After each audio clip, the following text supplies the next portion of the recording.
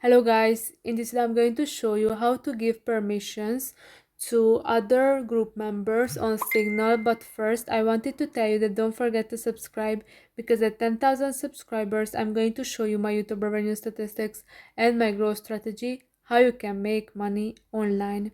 So first you have to click on the group that you are in. After that, click on the three dots at the top right corner, then click on the group settings, scroll down, and you can see the permissions. And here you can see the first one is who can add new members, only admins or all members. After that, the edit group info, who can edit this group's info, as well all members or only the admin. And after that, the send messages, who can send messages, here as well only the admin or all members. So these are the permissions. I hope this video was helpful for you. If it was, please consider subscribing and see you in the next one. Bye bye.